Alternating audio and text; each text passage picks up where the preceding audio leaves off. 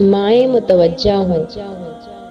بچے بیمار ہو جائیں تو ماؤں کی کیسی جان نکل جاتی ہے کہ اللہ تعالیٰ بچوں کو کچھ نہ ہو، لیکن یہ کیا، آخرت میں جو کہ جزا اور سزا کا دن ہے، کوئی تیاری ہی نہیں ہے کہ جہنم کی آگ سے بھی خود کو اور گھر والوں کو بچانا ہے۔